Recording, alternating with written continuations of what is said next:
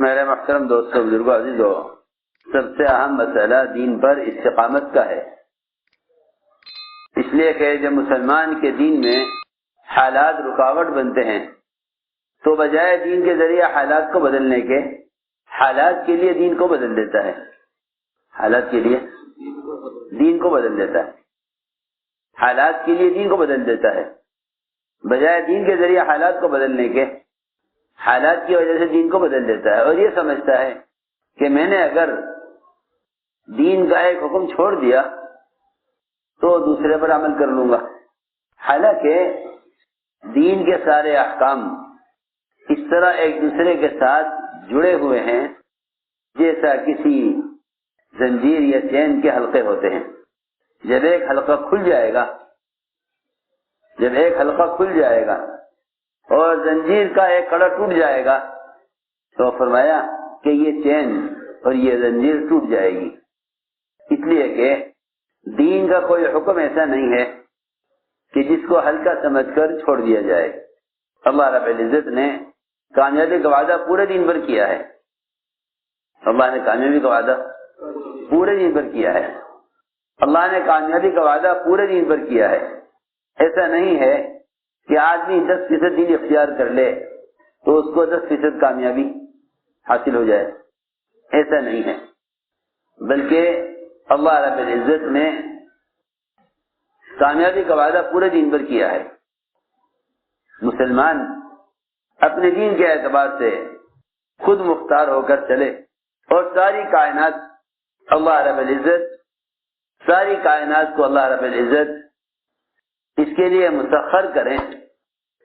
ہم بہت چھوٹے حالات کی وجہ سے حکم چھوڑ دیتے ہیں، حالانکہ اگر غور کیا جائے تو اللہ رب العزت نے دین اور دین کی دعوت کو جمع کرنے والوں کے لیے نظام کائنات کو مسخر کیا ہے۔ یہاں مسلمان کا تاثر یہ ہے کہ اگر حکومت اسلام کے موافق ہو جائے تو پھر ہمارا اسلام پر چلنا آسان ہو جائے۔ بعض تو وہ ہیں جو اسلام کے احکام کو حکام کی موافقت پر موقوف کیے ہوئے ہیں، بعض ایسے ہیں جو اسلام پر چلنے کے لیے ماحول کو موافق کرنا چاہتے ہیں کہ پہلے ہمارا ماحول موافق ہو جائے۔ نہیں، بات توجہ سننا، اکثریت کا خیال یہ ہے کہ جب تو حکام موافق نہیں ہوں گے اسلام پر چلنا آسان نہ ہوگا۔ میری بات توجہ سننا، حالانکہ دعوت العبادت کو جمع کرنا یہ تسخیر عالم کا آسان نسخہ ہے، نظام کائنات کو مسخر کرنے کا آسان نسخہ ہے، اس لیے کہ اللہ رب العزت نے قرآن میں شرط لگائی ہے کہ اللہ حالات کے مقابلے میں تمہارے قدموں کو دین پر جب جمائیں گے جب تم اس کے دین کے مددگار بنو، اور اللہ تعالیٰ تمہاری غیبی مددیں اس شرط پر کریں گے کہ تم اپنے دین کے مددگار بنو۔ یہ دو شرطیں اللہ نے قرآن میں، یہ دو وعدے کیے ہیں قرآن میں، نصرت کا اور استقامت کا، نصرت کا اور استقامت کا، یہ دو وعدے اللہ نے دین کی نصرت پر کیے ہیں کہ ہم نظام کائنات کو مسخر کریں گے ان لوگوں کے لیے جو دعوت اور عبادت کو جمع کریں۔ میرے عرض کرنے کا مقصد یہ ہے کہ اگر مسلمان دعوت اللہ کے بغیر باطل پر غلبہ چاہتا ہے، اگر مسلمان دعوت اللہ کے بغیر باطل پر غلبہ چاہتا ہے اور مسلمان دعوت اللہ کے بغیر اپنے دین پر استقامت کے ساتھ اور اپنے دین پر پوری آزادی اور اختیار کے ساتھ چلنا چاہتا ہے تو یہ ممکن نہیں ہے۔ یہ میں یہ عرض کرنا چاہتا ہوں، یہ ممکن نہیں ہے، اس لیے کہ اللہ رب العزت نے جب بھی مسلمانوں کی مدد کی ہے اور بڑی سے بڑی طاقت کو اللہ رب العزت نے مسخر کیا ہے، وہ صرف اور صرف دعوت اللہ کی شرط کو پورا کرنے پر کیا ہے۔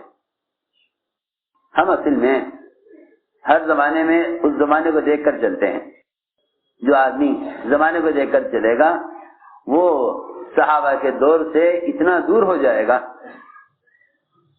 وہ صحابہ کے دور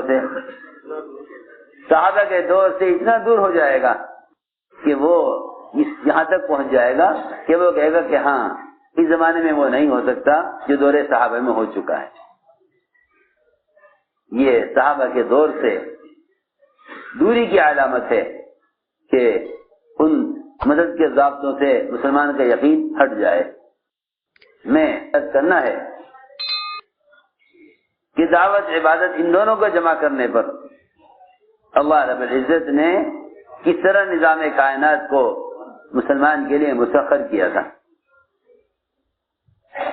اور اس زمانے میں ایک چھوٹے سے ملک میں تھوڑے سے مسلمان اگر احکام شریعت پر عمل کرنا چاہیں تو یہ سوچتے ہیں کہ ہم کیا کر سکتے ہیں، جب تک ہمارے جیسے انسان سوچو تو صحیح، اس زمانے کا مسلمان کا تاثر یہ ہے کہ ہم کیسے احکام شریعت پر عمل کر سکتے ہیں جب تک ہمارے جیسے انسان، بلکہ میں تو یہاں تک عرض کروں کہ ہمارے جیسے انسان بھی نہیں بلکہ جن کو اللہ نے انعام کہا ہے، جب تک وہ ہمارے دین پر چلنے میں موافق نہ ہو ہم کیسے اسلام پر چل سکتے ہیں؟ سوچنے کی بات ہے، ہم کیسے اسلام پر چل سکتے ہیں جب تک ہمارے جیسے انسان وہ ہمیں اسلام پر چلنے کی گنجائش اور اس کا موقع نہ دیں۔ لا الہ الا اللہ، کیسی عجیب بات ہے، کیسی عجیب سوچ ہے۔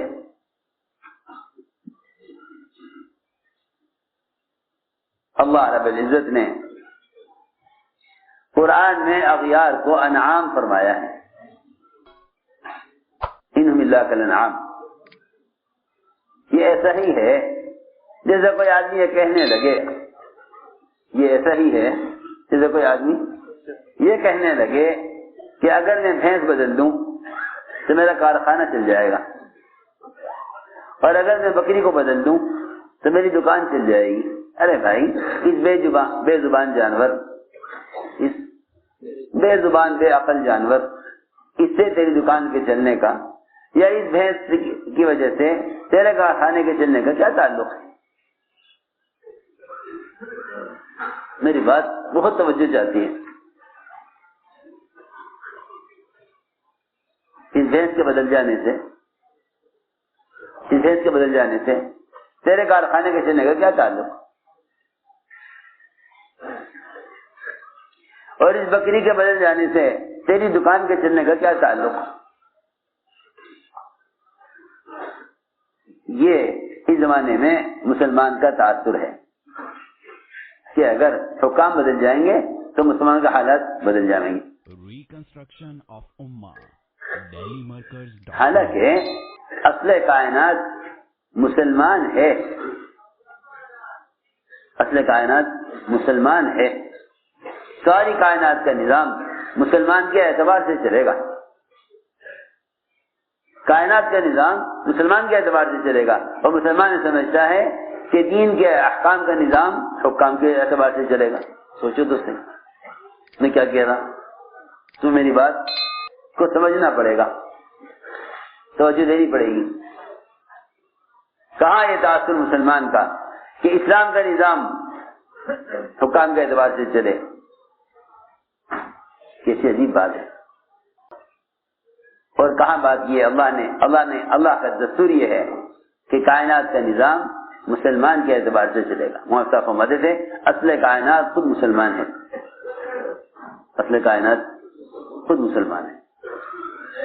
مسلمان اصل کائنات ہے۔ جب تک ایک آدمی اللہ اللہ کہنے والا دنیا میں ہے اس وقت تک نظام کائنات قائم ہے۔ جب ایک آدمی کے اللہ اللہ کہنے پر آسمان اپنی جگہ قائم ہے، پہاڑ دریا درخت سب اپنی جگہ حرکت میں اور عمل میں ہیں، تو بتاؤ اصل کائنات کون ہوا؟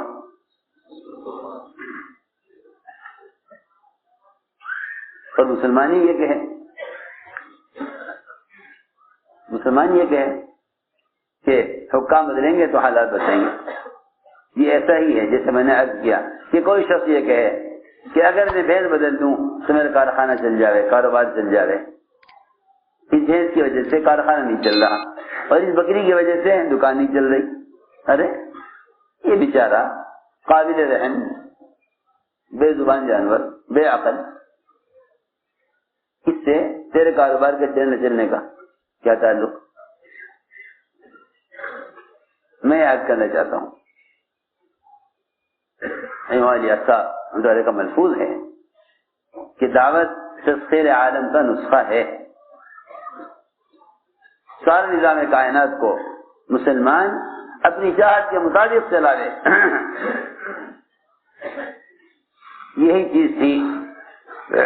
یہی وہ چیز تھی جس نے ہر زمانے میں ساری باطل طاقتوں کو اور ساری باطل حکومتوں کو اور ساری مادی طاقتوں کو مسلمان کے سامنے جھکایا تھا. وہی وہ اصل بات تھی. لیکن وہ حق سمجھتے تھے جب مسلمان اللہ کی طرف بلانا چھوڑ دے گا تو پھر اللہ کے غیر کے تعصر سے اس کا دل بھر جائے گا. اللہ کے غیر کے تعصر سے اس کا دل بھر جائے گا. اللہ کے غیر کے تعصر سے اس کا دل بھر جائے گا. اس کی زبان کے بول, اس کے ہاتھ پیر کے اعمال اور افعال وہ سب ایسے ہوں گے کہ جس سے یہ غیروں کی اطاعت کرے, اللہ کی اطاعت کی استعداد ختم ہو جائے گی. میں نے عرض کیا کہ دعوت تسخیر عالم کا نسخہ ہے. دعوت تسخیر عالم کا نسخہ ہے. جہاں دعوت عبادت کو جمع کرنے پر مسلمان جم جائے گا, وہاں اللہ رب العزت کائنات کے نظام کو اس کے لیے مسخر کر دیں گے. یوشع بن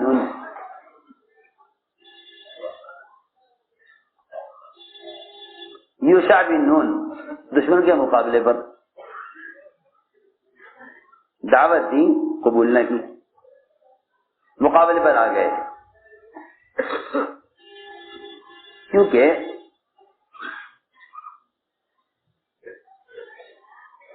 میری بات یاد رکھنا, یہ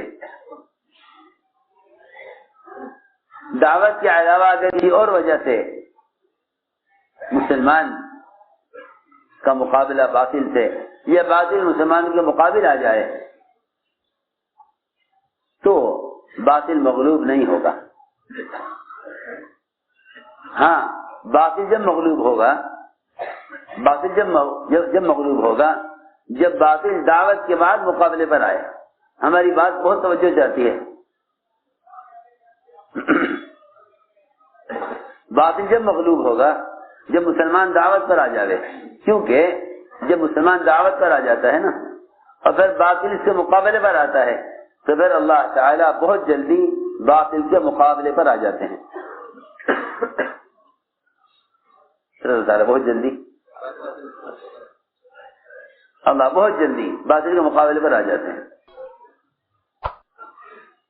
اصل بات یہ ہے. لیکن اگر مسلمان صرف عبادت کے ذریعے دعوت کو چھوڑ کر صرف عبادت کے ذریعے اگر باطل سے مقابلہ چاہے تو باطل مقابلے پر نہیں آئے گا. آپ دیکھیں صحابہ کے واقعات اٹھا کر, اور آپ دیکھیں خود محمد صلی اللہ علیہ وسلم کا زمانہ کفار یہ کہتے تھے کہ ہمارا آپ کا مقابلہ صرف دعوت کی وجہ سے ہے, عبادت کی وجہ سے نہیں ہے. سیدھی بات, ہمارا آپ کا مقابلہ صرف دعوت کی وجہ سے ہے, عبادت کی وجہ سے نہیں. ابو بکر رضی اللہ تعالیٰ عنہ کو کفار مکہ نے یہ کہا تھا کہ اے ابو بکر, تمہارے جیسا سخی آدمی, تمہارے جیسا با اخلاق, تمہارے جیسا یتیموں مسکینوں بیواؤں کے کام آنے والا آدمی نہ مکے سے نکل سکتا ہے نہ نکالا جا سکتا ہے. لیکن اگر تم نے قرآن زور سے پڑھا, تمہاری تلاوت داعیانہ ہوئی, تمہاری تلاوت داعیانہ تلاوت ہوئی, تو ہم تمہیں مکے سے نکال دیں گے، ورنہ تمہارا جیسا آدمی مکے سے نکالا نہیں جا سکتا۔ وہ یہ کہتے تھے کہ تمہاری تلاوت زور سے کرنے سے ہماری عورتیں اور بچے اسلام کی طرف مائل ہوتے ہیں، ہماری عورتیں بچے اسلام کی طرف مائل ہوتے ہیں۔ تم اپنے گھر میں چپکے چپکے آہستہ قرآن اس طرح پڑھو کہ باہر آواز نہ آئے، ہمیں تم سے کوئی لڑائی نہیں ہے، نہ کوئی تمہیں نکال سکتا ہے، ہماری ذمہ داری ہے، اور نہ تمہارا جیسا آدمی خود نکل سکتا ہے، ہمیں تو تم جیسے آدمی کی ضرورت ہے جو انسانوں کے اتنے کام آتے ہوں۔ لیکن لڑائی اس بات پر ہوگی کہ آپ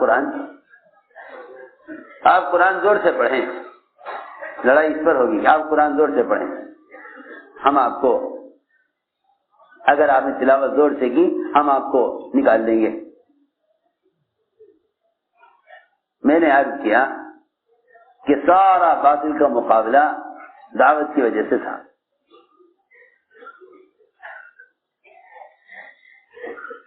تو میں نے عرض کیا کہ اللہ رب العزت نے ہمیشہ نظام کائنات کو مسخر کیا ہے مسلمان کے دعوت دینے پر، ورنہ صرف عبادات پر باطل مقابل نہیں آئے گا، کیونکہ ہر نبی کے جانے کے بعد اس نبی کی قوم میں تھوڑے بہت اعمال کا اثر باقی رہ جاتا تھا، تھوڑا بہت اثر باقی رہ جاتا تھا، لوگ اعمال کرتے تھے، اگرچہ وہ اعمال رسمی ہوتے تھے، لیکن کچھ نہ کچھ پچھلے نبی کے اعمال کا اثر قوم میں باقی رہ جاتا تھا۔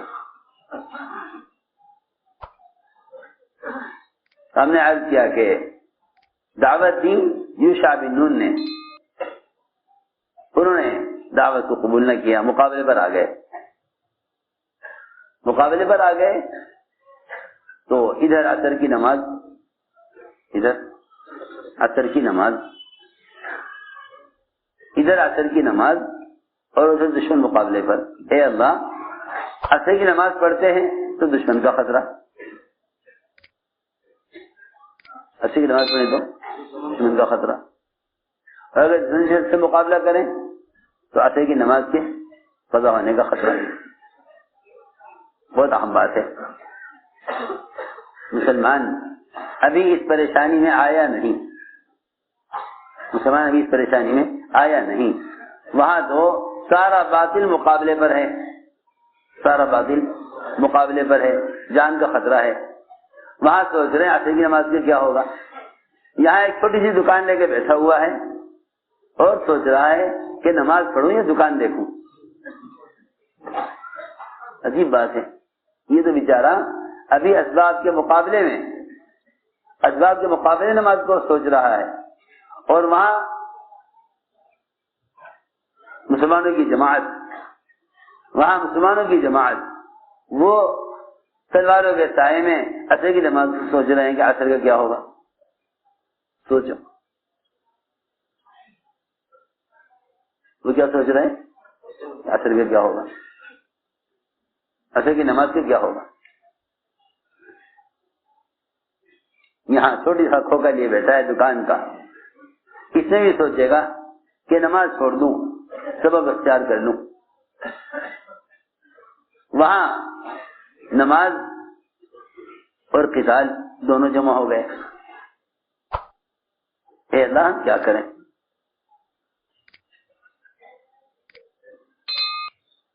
یوشع بن نون نے کہا، اے اللہ، یہ بھی تیرا حکم کہ ہم کو دعوت دے اور یہ مقابلے پر آ گئے، یہ بھی تیرا حکم، اور عصر کی نماز یہ بھی تیرا حکم،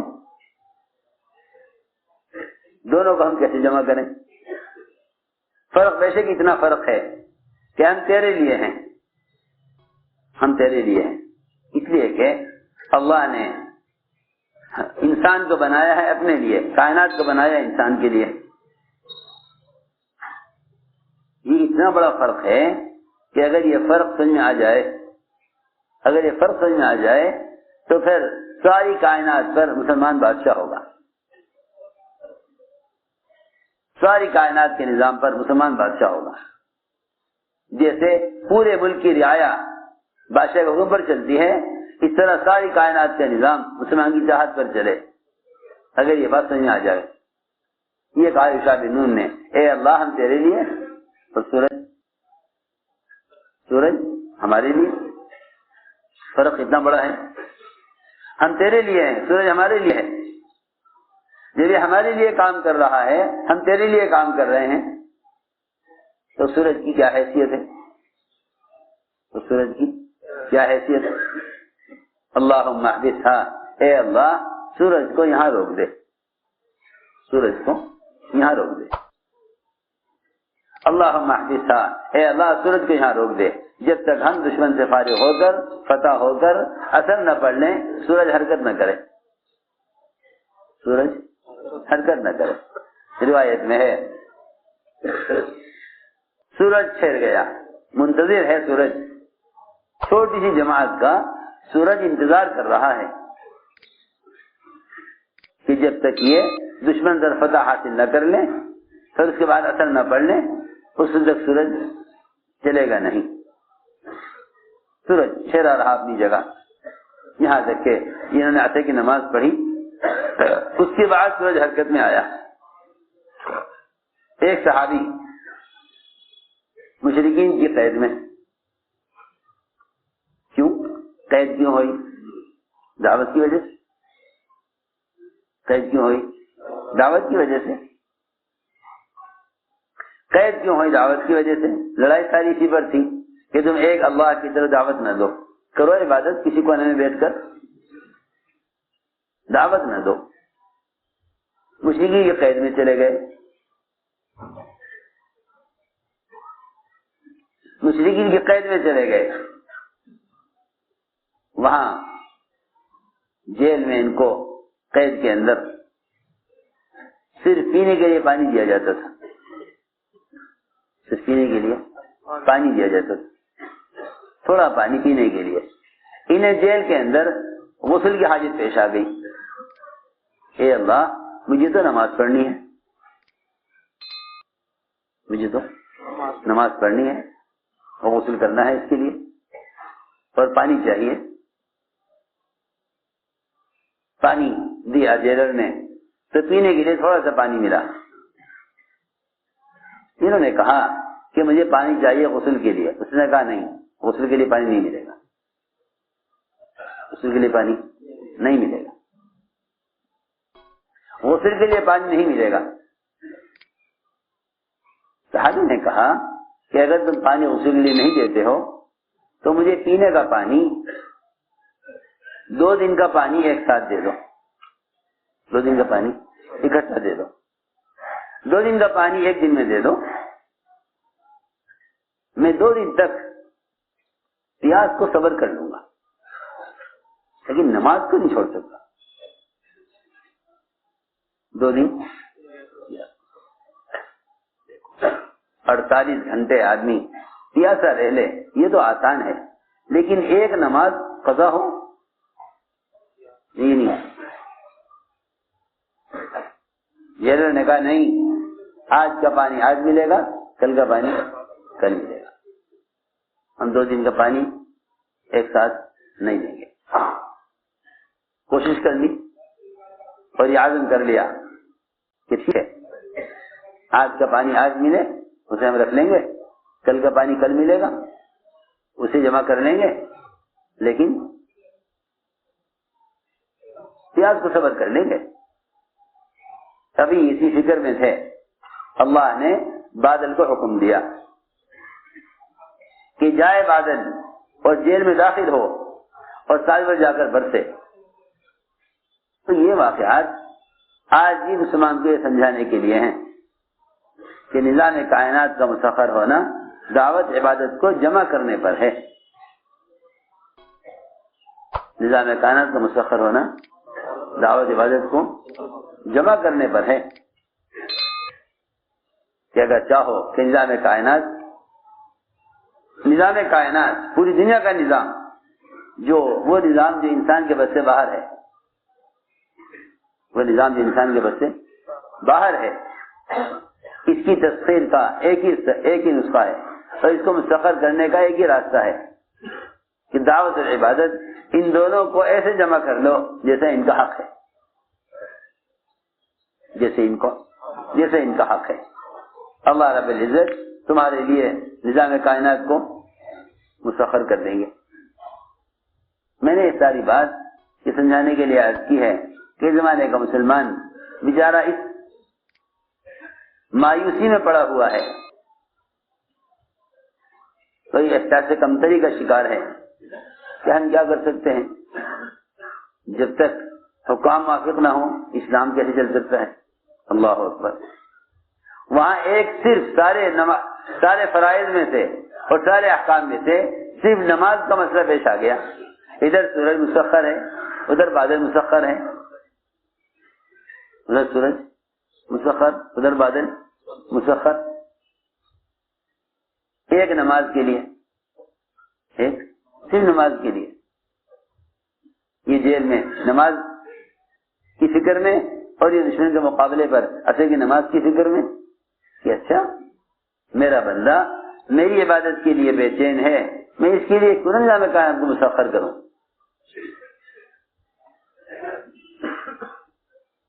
اس لیے میرے دوستو عزیزو، اللہ تعالی کی تمام غیبی نصرتیں، اللہ کی تمام غیبی نصرتیں وہ دعوت اللہ کے ساتھ ہی لازم ہیں۔ تمام غیبی نصرتیں دعوت کے ساتھ لازم ہیں۔ سب سے زیادہ اللہ کی غیبی مددیں انفرادی دعوت پر نازل ہوتی ہیں، انفرادی دعوت، تمام غیبی نصرتیں انفرادی دعوت کے ساتھ ہیں۔ اللہ حضور اکرم صلی اللہ علیہ وسلم سخت گرمی کے وقت نکلے دعوت دینے کے لیے، آپ کو طلب کیا گیا، یہ نہیں کہ یہ موقع یہ وقت کام کرنے کا نہیں ہے۔ آپ صلی اللہ علیہ وسلم سخت گرمی کے وقت نکلے، اتنی دھوپ اور تپش تھی کہ آپ سائے کی تلاش میں ہوتے تھے کہ کہیں کو سائے مل جائے تو سائے میں چلوں۔ وہاں پہنچے، آپ نے اپنی دعوت پیش کی، ان لوگوں نے آپ کی دعوت کا انکار کیا۔ اللہ نے فرمایا کہ اے محمد صلی اللہ علیہ وسلم، اللہ نے آپ کا دعوت دینا بھی سن لیا اور قوم کا جواب بھی سن لیا۔ آپ کو ان کے انکار کرنے سے اتنا غم تھا، اس لیے کہ جو شخص کسی چیز کی امید رکھ کر جاتا ہے اور پھر اس امید کے خلاف ہو، تو اس سے جو اذیت اور غم ہوتا ہے، اس سے اذیت اور غم ہوتا ہے، بڑی سخت تکلیف آدمی۔ حضور اکرم صلی اللہ علیہ وسلم سارے انبیاء علیہ السلام کے مقابلے میں اذیت میں آگے بڑھ گئے، سارے نبیوں کے مقابلے میں آپ تکلیف اور اذیت کو برداشت کرنے میں سب سے آگے بڑھ گئے۔ اس کی وجہ یہ ہے، میں آپ کو بتاتا ہوں، اس کی وجہ یہ ہے کہ سارے انبیاء علیہ السلام نے نہ ماننے والوں کے لیے اللہ سے ہلاکت مانگ لی۔ میری بات توجہ سننا، سارے انبیاء علیہ السلام نے نہ ماننے والوں کے لیے بد دعا کر کے قوم کو ہلاک کرا لیا، اتباع کرنے والوں کو ساتھ لے لیا۔ نوح علیہ السلام نے اپنے اتباع کرنے والوں کو، لوط علیہ السلام اپنے اتباع کرنے والوں کو، سارے انبیاء علیہ السلام نے اپنے اپنے ماننے والوں کو ساتھ لیا، اور باقی جو قوم رہ گئی تھی ان کو انبیاء علیہ السلام نے اپنی بددعا سے ہلاک کرا لیا۔ کسی پر چیخ کا عذاب، کسی پر طوفان کا عذاب، کسی پر زلزلے کا عذاب، کسی پر ان کے پتھر ہو جانے اور یا سور خنزیر اور بندر بن جانے کا عذاب، کتنے عذاب کی شکلیں نازل کی۔ لیکن اللہ اکبر، کیونکہ محمد صلی اللہ علیہ وسلم آخری نبی ہیں، آپ کے بعد آپ کا کام امت کو سنبھالنا ہے۔ آپ نے امت کو اس کی تعلیم دی، آپ نے امت کو ساری انسانیت کے ہلاک کرنے یا ساری انسانیت کے لیے بد دعا کرنے کی تعلیم نہیں دی، بلکہ آپ نے اپنی امت کو ستانے والوں پر احسان کرنے اور ستانے والوں کی ہدایت کی دعا کرنے اور ستانے والوں کے ہدایت پر آنے کی تمنا، اس کی تعلیم دی۔ چنانچہ جب انہوں نے سختی سے آپ کی بات کا انکار کیا تو آپ کو سخت رنج اور غم ہوا، آپ کو سخت رنج اور غم ہوا، اور آپ وہاں سے اتنے غمزدہ واپس ہوئے کہ قرن ثعالب جگہ کا نام ہے، وہاں پہنچنے تک آپ کو ہوش نہیں تھا، وہاں پہنچنے تک آپ کو ہوش نہیں تھا۔ میں سب بات اس پر سنا رہا ہوں کہ دعوت پر اللہ تعالی کس طرح نظام کائنات کو اور کس طرح نظام غیبی کو حرکت میں لاتے ہیں۔ فوراً آسمان سے دو فرشتے نازل ہوئے، ان کے نازل کی آواز ہوئی، اس آواز سے آپ چونکے، اس آواز سے آپ چونکے، کہیں کی آواز ہے؟ جبرائیل نے کہا کہ ہاں ہم اترے ہیں آسمان سے، اللہ تعالی نے آپ کے دعوت دینے کو بھی سن لیا اور آپ کے قوم کے انکار کرنے کو بھی اللہ نے سن لیا، اور ہمیں اللہ تعالی نے اس لیے بھیجا ہے۔ یہ میرے ساتھ وہ فرشتہ ہے جس کے ہاتھ میں سارا پہاڑوں کا نظام ہے، ساری دنیا میں جتنے پہاڑ ہیں ان سارے پہاڑوں کا نظام اس فرشتے کے ہاتھ میں ہے، جس کو اللہ تعالی نے دنیا کے پہاڑوں پر مسلط کیا ہے۔ یہ وہ میرے ساتھ فرشتہ ہے۔ یہ دو پہاڑ ہیں، جبل احمر، جبل ابو قبیس، یہ دو بڑے پہاڑ تھے مکہ مکرمہ کے، جن کے درمیان ساری آبادی تھی، درمیان ساری آبادی، کہ اللہ نے مجھے بھیجا ہے یہ کہہ کر کہ جاؤ محمد صلی اللہ علیہ وسلم پر یہ بات پیش کرو اور اجازت لو، یہ نہیں کہ عذاب آ جائے، نہیں، عجیب بات ہے، جب تک آپ کی امت استغفار کرتی رہے گی ہم عذاب نہیں لائیں گے، اور جب تک آپ اپنی امت میں ہیں ہم عذاب نہیں لائیں گے، تاکہ آپ اپنی قوم کو دعوت دیتے رہیں۔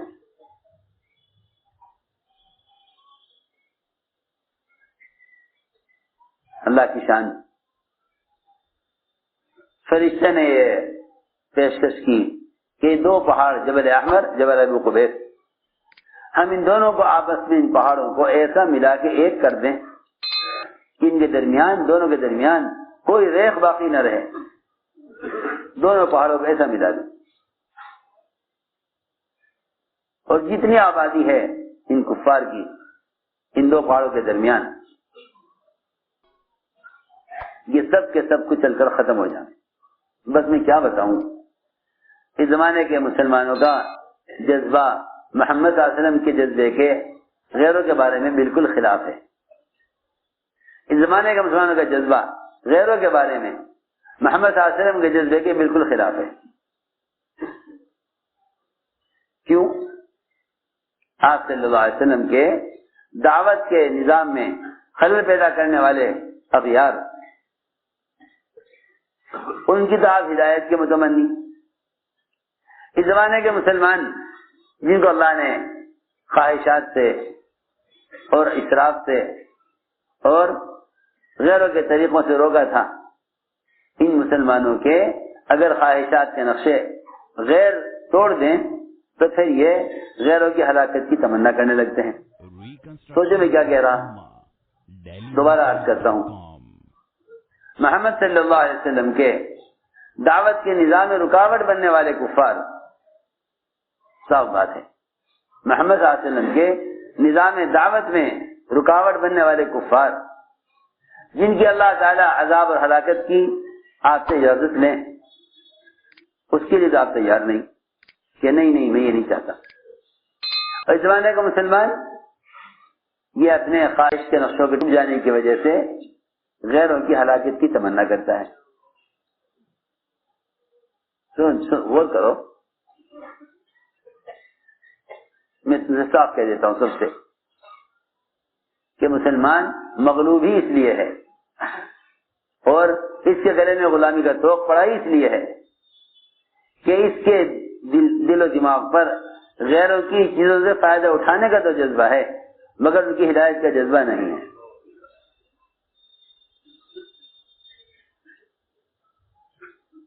دو چور ہیں مسلمانوں کے دلوں میں، دو چور مسلمانوں کے دلوں میں ہیں، ایک غیروں کے ملک و مال سے فائدہ اٹھانے کا جذبہ اور دوسرے ان کی ہلاکت کا جذبہ،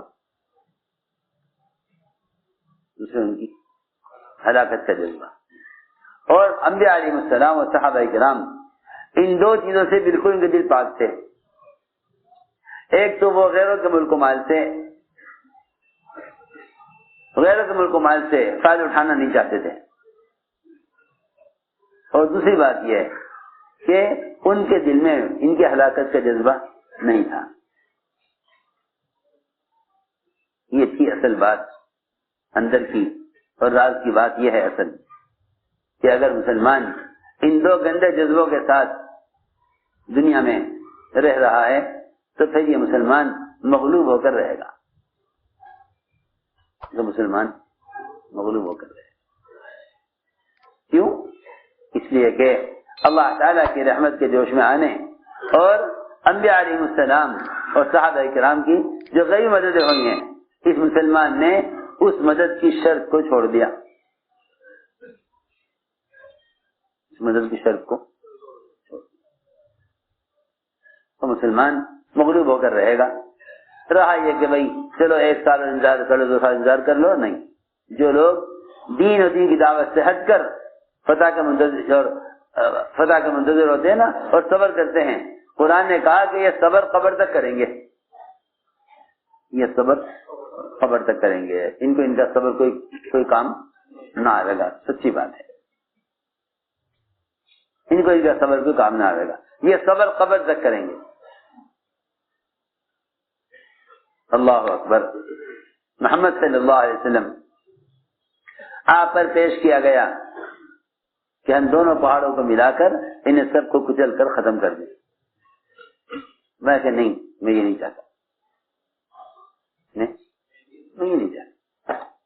اس زمانے کا مسلمان تو یہ چاہے گا ہاں سب ختم ہو جائیں تاکہ ہمارا راج آ جائے، ہمارا راج آ جائے، ہمارے سدھار آ جائے۔ آپ نے فرمایا کہ نہیں، میں یہ نہیں چاہتا، میں یہ نہیں چاہتا۔ فرشتے نے کہا اللہ کی طرف سے یہ بات طے ہو چکی ہے، ان میں سے کوئی ایمان نہیں لائے گا، ان کے دلوں پر مہر لگ چکی ہے اللہ کی طرف سے کہ ان کے مقدر میں ایمان نہیں ہے۔ سنو، مقدر میں ایمان بھی نہیں ہے ان کے، اور یہ آپ کے کام میں رکاوٹ بنے ہوئے ہیں۔ جب ایمان مقدر میں ہے ہی نہیں تو انہیں راستے سے ہٹائیے تاکہ آپ کے کام چلے۔ اگر ان کے مقدر میں ایمان ہوتا پھر تو یہ کہا جاتا کہ ان کو باقی رکھیں،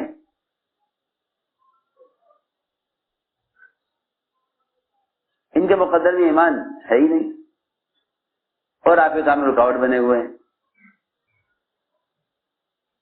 آپ نے فرمایا اگر ان کے مقدر میں ایمان نہیں ہے تو ان کو باقی رکھا جائے، کیونکہ ان کی جو پیٹھ میں اولادیں چھپی ہوئی ہیں وہ اولادیں پیدا ہوں گی، میں ان کو دعوت دوں گا اور اسلام میں داخل ہوں گی۔ میں یہ نہیں چاہتا، میں یہ نہیں چاہتا کہ ان کو ہلاک کیا جائے۔ تو میں نے عرض کیا کہ اتنی بڑی پیشکش اللہ کی طرف سے کہ ہم دونوں پہاڑوں کو ملا کے انہیں ختم کر دیں۔ میں نے عرض کیا کہ اللہ کی غیبی نصرتیں انفرادی دعوت کے ساتھ ہیں۔ آپ صلی اللہ علیہ وسلم ایک سفر میں تھے صحابہ کے ساتھ سفر میں تھے، ایک آدمی کو دیکھا آپ نے اپنے راستے پر چلا جا رہا تھا، آپ نے آگے بڑھ کے اس کو دعوت دی، اور فرمایا آپ نے کیا شہادتین گواہی دیتے ہو؟ اللہ کے سوا کوئی عبادت کے لائق نہیں اور میں اللہ کا رسول ہوں، کیا اس بات کی گواہی دیتے ہو؟ اس نے کہا کہ آپ کی بات پر گواہ کون ہے؟ آپ کی بات پر گواہ کون ہے؟ آپ نے فرمایا، حالانکہ صحابہ آپ کے ساتھ تھے، یہ نہیں کہا کہ یہ گواہی دیں گے یہ سب، اور ظاہر بات ہے کہ جب گواہ طلب کیا جاتا ہے تو دستور ہے، یہ دستور ہی ہے پوری دنیا کا کہ گواہی انسان دیتا ہے، گواہی دوسری بات، گواہی انسان دیتا ہے۔ آپ نے یہ نہ کہا کہ یہ صحابہ ہیں، تمہارے ہی قبیلے کے ہیں، تمہارے ہی خاندان کے ہیں، تمہارے ہی علاقے کے ہیں، دیکھو اس میں سب ایمان لا چکے۔ آپ نے یہ نہیں فرمایا، فرمایا اس وادی کے کنارے پر جو درخت کھڑا ہوا ہے یہ درخت گواہی دے گا کہ میں اللہ کا رسول ہوں اور اللہ ایک ہے۔ دور درخت کھڑا ہوا تھا ایک، آپ نے اس درخت کو بلایا، وہ درخت چل کر آیا، زمین پھاڑتا ہوا آیا، آپ کے سامنے آ کر کھڑا ہو گیا، اور 3 مرتبہ آپ نے اس درخت سے گواہی دی، تینوں مرتبہ درخت نے گواہی دی، بے شک آپ سچ کہہ رہے ہیں، بے شک آپ اللہ کے رسول ہیں۔ اسے کہتے ہیں اللہ کی غیبی مدد، غیبی تائید۔ یہ غیبی تائیدات انفرادی دعوت کے ساتھ ہیں، غیبی مددیں انفرادی دعوت کے ساتھ ہیں۔ دیہاتی نے اسلام قبول کیا، دیہاتی نے اسلام قبول کیا۔ میں نے یہ واقعات یہ سمجھانے کے لیے عرض کیا ہے کہ جتنی غیبی مددیں ہیں ان کا وعدہ دعوت پر ہے، ان کا وعدہ دعوت پر ہے۔ ہم نظام کائنات کو مسخر کریں گے تمہارے لیے اس شرط پر کہ تم اللہ کے دین کی نصرت پر آ جاؤ، اللہ کے دین کی نصرت پر آ جاؤ۔ یہ تو عوام کی بات ہو گئی، لیکن حضور اکرم صلی اللہ علیہ وسلم نے بڑے بڑے بادشاہوں کے پاس بھی صحابہ کو دعوت دے کر بھیجا، بادشاہوں کے پاس بھی صحابہ کو دعوت دے کر بھیجا، بڑے بڑے بادشاہوں کے پاس صحابہ کو بھیجا دعوت دینے کے لیے۔ کسریٰ کے پاس آپ نے صحابہ کی جماعت بھیجی، شجاع بن وہب وہ بھی اس جماعت میں تھے، خط لے کر گئے کسریٰ کے پاس،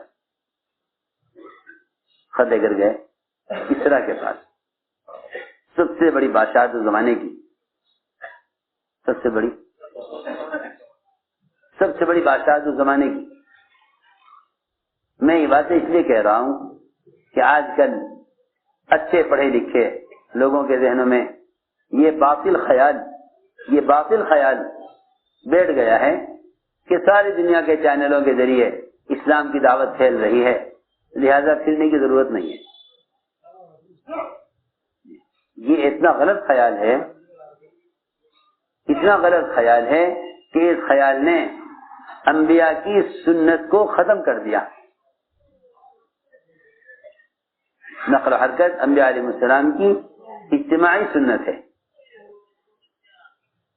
خروج اور نقل و حرکت اور نفر، یہ وہ سنت ہے جو قیامت تک چھوڑی نہیں جا سکتی۔ سمجھ آ رہی بات؟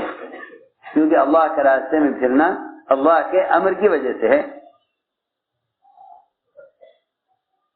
اگر کوئی ایسی مشین تیار ہو جائے جو نماز میں تکبیر تحریمہ سے لے کر سلام پھیرنے تک وہ مشین سارے کام کر لے، ہاتھ بھی ہوں اس کے اور سر بھی ہو اور پیر بھی ہوں، اور وہ تکبیر تحریمہ بھی ادا کرے اور ثنا بھی پڑھے، دعا بھی پڑھے، سورہ فاتحہ بھی پڑھے اور قرات بھی کرے، تو مشکل نہیں ہے اس زمانے میں، تو مشکل نہیں ہے زمانے میں کہ آپ مشین کا انسان بنا دیں کسی کارخانے میں، کوئی مشکل نہیں ہے کہ وہ سارے کام کر لے۔ تو کیا یہ نماز ادا کرنے کے لیے مسلمان کی نماز کا بدل بن جائے گا؟ مسلمان کی نماز کا بدل بن جائے گا کہ بھئی یہ مشین نماز پڑھ لے ہم آرام کر لیں؟ جی ہاں، بولو تو صحیح. یا کسی وقت ہم پڑھ لیں، کسی وقت یہ پڑھ لیں؟ نہیں. زندگی کی ایک نماز بھی اگر یہ مشین ادا کرے گی تو اس کا فریضہ ادا نہیں ہوگا. سوچو تو صحیح. مسلمان دعوت کو ڈال دے آلات و ذرائع پر اور خود لگ جائے دنیا کمانے میں یا دنیاوی تقاضوں میں یا بہت سے بہت انفرادی عبادت میں، اور یہ کہے کہ بھائی دین تو آلات و ذرائع کے اندر موجود ہے، جس کو لینا ہے وہاں سے لے لے.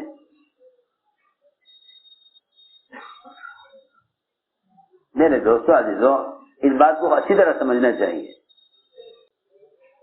مولانا فرماتے تھے کہ جب آدمی حق کی بات کو چلانے کے لیے باطل راستوں کا سہارا لے گا تو اس سے باطل چلے گا، حق نہیں چلے گا. اس سے باطل چلے گا، حق نہیں چلے گا.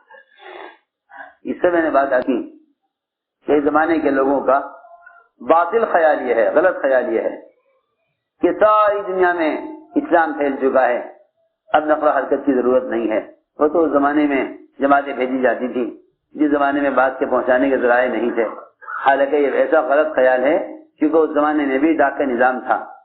ایک منزل سے ایک منزل تک تیز رفتار گھوڑے خطوط لے کر جایا کرتے تھے.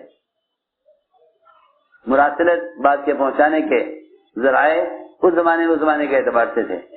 لیکن مجاہدہ انسان کی صفت ہے، مجاہدہ انسان کی صفت ہے. خارجی چیزیں مجاہد نہیں بن سکتی.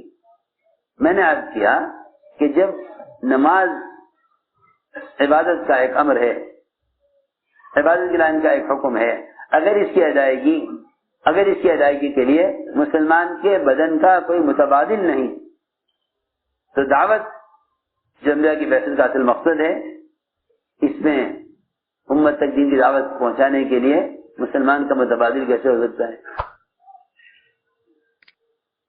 یہ میں عرض کرنا چاہتا ہوں. آپ نے جماعتیں بنا کر بھیجی بادشاہوں کی طرف. 3 آدمیوں کی جماعت تھی. شجاع بن وہب بھی جماعت میں تھے. وہاں پہنچے تو بادشاہ کے لوگوں نے کہہ دیا کہ آپ ملاقات نہیں کر سکتے، خط ہمیں دے دو، ہم پہنچا دیں گے. کہ نہیں، خط پہنچانا ہے اور ہم خود پہنچائیں گے. اس لیے کہ صحابہ کرام جا کر ملکوں سے بادشاہوں سے کہا کرتے تھے کہ ہمیں اللہ نے بھیجا ہے، ہمیں اللہ نے بھیجا ہے.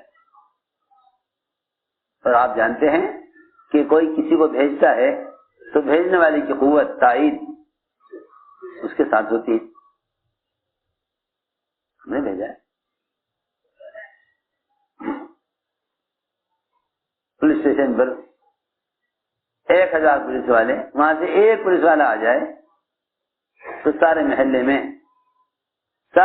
میں سناٹا ہو جاتا ہے. بھائی فلاں گھر پہ پولیس آئی، کیوں آئی؟ حالانکہ ایک آدمی آیا، ایک آدمی، جی ہاں ایک آدمی آیا، مگر پورے محلے پر اثر پڑتا ہے. کیوں؟ کہ میں ایک آدمی نہیں ہوں، میرے پیچھے بڑی طاقت ہے.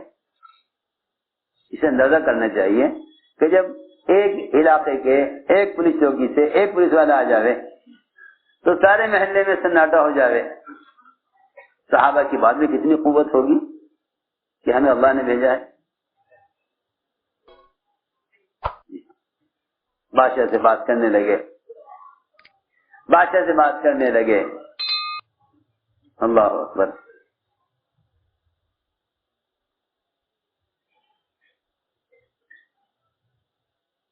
اور یہ کہہ کر بات کرتے تھے کہ ہمیں اللہ نے بھیجا ہے، ہم تمہیں اللہ کی طرف بلانے کے لیے آئے ہیں. ہم تمہیں اللہ کی طرف بلانے کے لیے ذہن میں رہے سب کے کہ خود دعوت دیے بغیر اتمام حجت اور ذمہ داری ادا نہیں ہوتی. خود دعوت دیے بغیر ذمہ داری ادا نہیں ہوتی. اس لیے کہ قرآن نے یہ بیان کیا ہے کہ ایک جماعت چلی ایسی قوم کو دعوت دینے کے لیے جن کی ہلاکت کا اللہ نے فیصلہ کر لیا تھا اور عذاب دینا طے کر لیا تھا. لوگوں نے کہا بھائی تمہیں دعوت دینے کیوں جا رہے ہو؟ اب کوئی فائدہ نہیں ہے کام کرنے سے، اب کوئی فائدہ نہیں یہ کام کرنے سے، کیونکہ اب تو وہ لوگ اپنے گناہوں میں، فسق و فجور میں اتنے آگے بڑھ چکے ہیں کہ اب اللہ نے ان کی ہلاکت کا اور انہیں عذاب دینے کا فیصلہ کر لیا ہے. تو جماعت نے کہا کہ نہیں جی، ہم تو دو وجہ سے دعوت دینے کے لیے جا رہے ہیں ان کو. ایک بات تو یہ ہے کہ ہم اللہ تعالیٰ کے یہاں اپنی ذمہ داری کو ادا کرنے والے مانے جائیں گے. دوسری بات یہ ہے کہ ہمیں امید ہے، ہمیں پوری امید ہے کہ یہ تقوی پر آ جائیں گے. ہمیں امید ہے کہ یہ تقوی پر آ جائیں گے. دیکھو تو صحیح، داعی کتنا پر امید ہوتا ہے کہ جس قوم کی ہلاکت کا اللہ نے فیصلہ کر لیا ہو، یہ اس قوم کے تقوی پر آنے کی امید کرتے ہیں. بہت اہم بات کہہ رہا ہوں. اس زمانے میں مسلمانوں کی بے دینی کو دیکھ کر ان کی اصلاح سے اس لیے مایوس ہو گیا، ان کی اصلاح سے اس لیے مایوس ہو گیا کہ دعوت نہیں دیتا. ہماری بات توجہ سننی پڑے گی. اس زمانے کا مسلمانوں کی اصلاح سے اس لیے مایوس ہو گیا کہ دعوت نہیں دیتا، ورنہ داعی کبھی بھی امت کی ہدایت سے مایوس نہیں ہوتا. داعی کبھی امت کی ہدایت سے مایوس نہیں ہوتا. وہ سن تو صحیح، داعی کبھی امت کی ہدایت سے مایوس نہیں ہوتا. خالد بن ولید رضی اللہ تعالی عنہ روم کے کفار کے مقابلے پر، ادھر روم کی فوج کے سپہ سالار جرجہ، سنو توجہ سے، ادھر روم کی فوج، اس کا سپہ سالار جرجہ، ادھر مسلمانوں کے امیر خالد بن ولید. آمنے سامنے کا مقابلہ، وہ ساری تیاری کر کے آئے مقابلے کے لیے. قتال کے میدان میں مقابلہ ہونے والا ہے، حملہ ہونے والا ہے. دونوں ایک دوسرے کے خون کے پیاسے، دونوں طرف سے. لیکن وہی بات جو میں نے عرض کی ہے کہ صحابہ میں غیروں کی ہلاکت کا جذبہ نہیں تھا. اللہ کی شان، حضرت خالد کو خیال آیا کہ یہ ہمارے ہاتھ سے مارے گئے تو جہنم میں جائیں گے. جو آدمی میدان قتال میں اپنے مقابل کی ہدایت کے لیے متمنی ہو، اللہ تعالیٰ ان کی تمنا کیوں نہیں پوری کریں گے؟ اس کی تمنا نہیں کہ اس ہاتھ سے قتل ہو جائے. یہ تمنا ہے میدان قتال میں کہ ہمیں قتل کرنے والوں کو اللہ ہدایت دے دے. یہاں تو مسلمان گھر بیٹھے ہوئے کاروبار نہیں چل رہا، اللہ انہیں ہلاک کر دے. GST لگا دی، اللہ انہیں ہلاک کر دے. کیا لگا دی؟ ہاں، تم زکات نہ دو. اللہ نے تھوڑا سا مال مانگا تھا کہ اتنا زکات میں دے دو، تم نے زکات نہ دی، اللہ نے ان کے ذریعے تم پر 10 قسم کے ٹیکس مسلط کر دیے. ورنہ زکات کی مقدار ٹیکس کے مقابلے میں کچھ بھی نہیں تھی. اللہ نے تھوڑا سا اپنے مال میں سے مجھے دے دو زکات. 10 قسم کے حیلے بہانے زکات سے کیسے بچیں؟ کیا یہ بتاؤ مفتی صاحب، کوئی ایسا مسئلہ بتاؤ، کوئی ایسا راستہ بتاؤ کہ جس سے زکات دینے سے رہ جاؤں. فرائض سے بچنے کے حیلے اللہ تعالی نے ایسے طریقوں سے ان پر ٹیکس مسلط کیے کہ ان کے پاس کوئی راستہ نہیں اس سے بچ کر نکلنے کا. 1 روپیہ خرچ کریں تو حساب میں آوے، 1 روپیہ خرچ کریں تو حساب میں آوے. وہاں حال یہ تھا کہ زکات دینے والے زکات دیا کرتے تھے، جو ہے انہیں بلوں میں سے لا کر درہم اور دینار کی تھیلیاں دیا کرتے تھے. جی ہاں، یہ میں یہ عرض کرنا چاہتا ہوں اس زمانے کا مسلمان بد دعائیں کرے گا غیروں کے لیے، کیوں کہ ان کے خواہش نفسی ٹوٹ رہے، وہاں سارا کفر مقابلے پر ہے، سارا کفر مقابلے پر۔ خالد بن ولید رضی اللہ تعالیٰ عنہ میدان قتال میں ذرا آگے تو آؤ، ہم تم سے کچھ بات کرنا چاہتے ہیں۔ فوج سمجھی شاید ان پر حملہ کریں گے، شاید ان پر حملہ کر دیں گے، شاید یہ ہمارے سپہ سالار کو دھوکے سے قتل کرنا چاہتے ہیں، کہ نہیں، مومن نہ دھوکہ دیتا ہے نہ دھوکہ کھاتا ہے، ذرا جا آگے آؤ، اے بھائی ہاتھ پہ نہ لکھو، اسی ہاتھ سے جا کے طہارت کرو گے، علم کی توہین ہوگی، اے ذرا جا آگے آؤ، ہم تم سے اس بات کرنا چاہتے ہیں۔ فوج یہ سمجھی کہ ہمارے سپہ سالار پر حملہ کر دیں گے، تو کیسے آگے بلا رہے ہیں، ذرا جا آگے آتے رہے، خالد بھی آگے بڑھے، نہیں گھبراؤ مت، کوئی گھبرانے کی بات نہیں، ہم ایک بات کہنا چاہتے ہیں۔ کیا بات؟ حالانکہ سپہ سالار کے اشارے کا منتظر پیچھے پورے کفار، پوری فوج حملہ کرنے کے لیے مسلمانوں پر، اور ذرا جا نے آگے بڑھ کر پوچھا کیا بات ہے؟ حضرت خالد نے کہا ذرا جا اسلام میں داخل ہو جاؤ، ہم تمہاری ہدایت چاہتے ہیں۔ اللہ تعالیٰ دیکھتے ہیں نا کہ میرے مسلمان بندوں میں میری مخلوق کے لیے کیا جذبہ ہے، میرے مسلمان بندوں میں میری مخلوق کے لیے کیا جذبہ ہے۔ اللہ اکبر، اگر ایک پیاسے کتے کو زانیہ پانی پلا کر جنت میں داخل ہو سکتی ہے، اگر ایک کتے کو ایک زانیہ فاحشہ عورت پانی پلا کر جنت میں داخل ہو سکتی ہے، تو ایک انسان کو جہنم سے بچا کر مسلمان کو کیا نہیں ملے گا؟ اللہ اکبر، اگر زانیہ وہ کتے کو پانی پلا کر اس کی وقتی پیاس بجھا کر، کہاں جہنم کی ہمیشہ کی پیاس، کہاں جہنم کی ہمیشہ کی پیاس۔ تم دعوت سے کسی آدمی کو جہنم کی پیاس سے بچا لو تو جنت میں کیا درجہ ہوگا؟ جب ایک زانیہ فاحشہ عورت کا ایک کتے کو پانی پلا کر جنت میں درجہ ہے، سوچنے کی بات ہے۔ حضرت خالد نے آگے بلا کر دعوت دی، میں نے یہ بات اس پر عرض کی ہے کہ داعی مایوس نہیں ہوتا، داعی مایوس نہیں ہوتا۔ اس زمانے میں جتنے بھی امت کے خواص،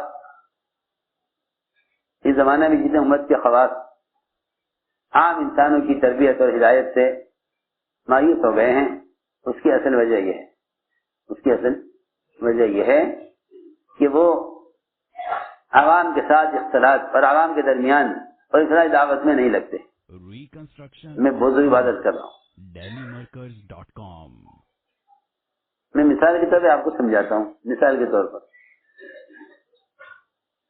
ایک آدمی تو ہے جسے ڈاکٹری سیکھی ہے، ڈاکٹری پڑھی ہے، لیکن نہ کسی کلینک پر بیٹھتا ہے، نہ کسی ہسپتال میں بیٹھتا ہے، نہ کسی مریض کو دیکھتا ہے، ڈاکٹری پڑھی ہے۔ بیمار آئے گا اس کے پاس تو وہ یہ کہے گا نہیں جی آپ کی بیماری کا تو کوئی علاج نہیں۔ ایک وہ ڈاکٹر جو صبح شام 500 مریضوں کو دیکھ لیتا ہے، فلاں ہسپتال میں بیٹھتا ہے، ہر وقت اسی فکر میں کس کو کیا بیماری ہے، ہر وقت یہ دیکھتا رہتا ہے کس بیماری کی کیا دوا ہے، اس وقت اس ماحول میں اس موسم میں کون سی دوا مفید ہوگی۔ وہ کسی بھی مریض کو یہ نہیں کہے گا کہ آپ لا علاج ہیں۔ اس بات کو سمجھنے کے لیے، جو میں کہہ رہا ہوں اس کو سمجھنے کے لیے وہ واقعہ کافی ہے جس میں 99 قدر کرنے والے کو ایک عابد نے اور راہب نے کہہ دیا تھا کہ اللہ تمہیں معاف نہیں کریں گے۔ سمجھ میں آ رہی بات؟ واقعات کو سامنے رکھو گے تو بات سمجھ میں آئے گی۔ کیا کہا تھا راہب نے؟ اللہ تمہیں معاف، یہ راہب اسے کہتے ہیں جو ساری مخلوق کو چھوڑ کر بیوی، بچے، دوست، احباب، علاقہ، قوم، قبیلہ سب کو چھوڑ کر بس کونا پکڑ لے تنہائی میں عبادت کے لیے اللہ کی، اور کچھ نہ کرے سوائے عبادت کے، عبادت کے سوا کچھ نہ کرے، اس کو راہب کہتے ہیں۔ اس راہب نے اس قاتل کو اللہ کی رحمت سے کیا کر دیا؟ مایوس کر دیا، اللہ سے معاف نہیں کرے۔ اس ظالم نے اسے بھی قتل کر دیا، اس قاتل نے اسے بھی قتل کر دیا کہ اچھا تمہارا جیسا آدمی دنیا میں قابل نہیں ہے جو اللہ کی مخلوق کو اللہ کی رحمت سے مایوس کرے، اسے بھی قتل کر دیا۔ پھر عالم سے کہا کیا میری دعا قبول ہو سکتی ہے؟ عالم نے کہا ہاں کیوں نہیں، توبہ کا دروازہ کھلا ہوا ہے، توبہ کا دروازہ کھلا ہوا ہے۔ راہب نے مایوس کر دیا، عالم نے امید دلائی۔ یہ فرق ہے عالم اور عابد کا۔ جی ہاں، عالم نے امید دلائی، عالم نے امید دلائی کہ اللہ معاف کریں گے تمہیں، تم بستی چھوڑ کر نکل جاؤ، اللہ تمہیں معاف کریں گے، اپنی بستی چھوڑ کر نکل جائے، یہ بھی کہا ساتھ میں۔ راہب نے کہا نہیں، اللہ معاف نہیں کریں گے۔ جیسے میں نے مثال دی تھی کہ وہ ڈاکٹر جو راؤنڈ پر ہو، مستقل مریضوں کے درمیان میں ہو، اسے معلوم ہے کیا بیماری چل رہی ہے، کیا موسم چل رہا ہے اور کیا دوائیں ہیں، اس کی ہر وقت ذہن میں دوائیں ہیں۔ جی ہاں، کھانا کھاتے کھاتے دوا لکھ دیتا ہے ڈاکٹر، حالانکہ کھانا دماغ اس کا کھانے میں ہے، مگر بیماری سنتے ہی دوا لکھ دے گا، یہاں یہ لے لو، سمجھ آ رہی ہو؟ جی ہاں۔ اور جو آدمی ڈاکٹری پڑے ہوئے ہے لیکن سروس پر روڈ میں مریضوں کے درمیان میں نہیں ہے، وہ کہہ دے گا کہ یہ تو بیماری کا علاج ہے۔ میں اس لیے کہہ رہا ہوں کہ اس زمانے میں وہ لوگ مسلمانوں کی اصلاح اور تربیت سے بالکل مایوس ہو چکے ہیں، چھوڑ دیں ان کے حال پر، یعنی ان کی اصلاح نہیں ہوگی۔ میں ساری بات قرآن کی اس آیت پر کہہ رہا ہوں جو میں نے شروع کی تھی، وَإِذْ قَالَتْ أُمَّةٌ مِّنْهُمْ لِمَ تَعِظُونَ قَوْمًا اللَّهُ مُهْلِكُهُمْ، کہ کیوں جا کے دعوت دیتے اسے لوگوں کو جن کو اللہ نے ہلاک کرنا طے کر لیا ہے؟ کیا فائدہ، پہلے سے دعوت دیتے پہلے سے تو بچ جاتے ہی ہے۔ اب تو اللہ کا فیصلہ آ چکا ہے، اللہ کا فیصلہ اب تو آ چکا ہے۔ انہوں نے کہا نہیں، ایسا تھوڑا ہی ہے، ہمیں امید ہے کہ اللہ تعالی ہمارے دعوت دینے پر اللہ ان کو تخت پر لے آئیں گے، اور پھر بھی اگر یہ بات ہے کہ اللہ ان کو ہلاک کرنے والے ہیں تو ہمارے اپنے بچاؤ اور ہماری اپنی نجات اسی میں ہے کہ ہم ان کو جا کر دعوت دیں، ہماری اپنی نجات اسی میں ہے کہ ہم ان کو جا کر دعوت دیں۔ جی ہاں، پہلے درجے میں دعوت اپنی نجات کے لیے ہے، دوسرے درجے میں دعوت دوسروں کی ہدایت کے لیے ہے۔ اگر ان کی ہدایت مقدر نہیں ہے تو آپ کی نجات بھی ان کو دعوت دینے میں ہی ہے۔ اگر آپ نے دعوت نہ دی اور آپ عبادت میں رہے، دعوت نہ دی، تو اگر اللہ کا عذاب آئے گا نہ ماننے والوں پر تو عبادت کرنے والے بھی نہیں بچیں گے۔ سیدھی بات ہے، قرآن حدیث سے بھرے ہوئے ہیں، قرآن حدیث سے بھرے ہوئے ہیں۔ سورج سے زیادہ روشن اور سورج سے زیادہ واضح یہ بات ہے، فَلَمَّا نَسُوا مَا ذُكِّرُوا بِهِ أَنجَيْنَا الَّذِينَ يَنْهُونَ عَنِ السُّوءِ، جب انہوں نے بات قبول نہ کی اور اللہ تعالیٰ کی بات کو جھٹلایا اور اس کو قبول نہ کیا تو اللہ تعالیٰ نے انہیں عذاب دینے کے وقت دعوت دینے والوں کو نجات دے دی۔ یہ تو ہے نا قرآن میں جی، ہم نے نجات دی ان کو، یہ دوسروں کو منکر سے روکنے کی کوشش کیا کرتے تھے۔ تو میرے دوستو بات یہ تھی کہ اللہ رب العزت ہمیں باطل کو مغلوب کیا ہے دعوت پر، چنانچہ جماعت گئی بادشاہ کو دعوت دینے کے لیے۔ ربیع بن عامر کہ وہ تو اللہ رب العزت داعی کے دل سے باطل کا رعب نکال لیتے ہیں، باطل کے دل، یہ داعی کے دل سے باطل کا رعب نکال لیتے ہیں، داعی کے دل سے باطل کا رعب نکال لیتے ہیں اور باطل کے دل میں داعی کا رعب پیدا کر دیتے ہیں کہ صحابہ کرام کے واقعات کا خلاصہ کہ داعی کے دل سے بازی کا رول نکال دیتے ہیں. اور یہ قرآن کا وعدہ ہے. یہ الذین یبلغون رسالات اللہ ویخشونہ ولا یخشون احدا الا اللہ, جو خود اللہ کے دین کا پیغام کو خود پہنچاتے ہیں. سنو میں کس طرح کہہ رہا ہوں, یوں نہیں کہ وہ اخبار میں ایک کالم دے دیں دین کا اور لوگ بستر پر پڑے پڑے غفلت کے ماحول میں وہ ایک کالم اخبار میں دین کا بھی پڑھ لیں. یہ نہیں, جو اللہ کے دین کا پیغام بندوں تک خود پہنچاتے ہیں.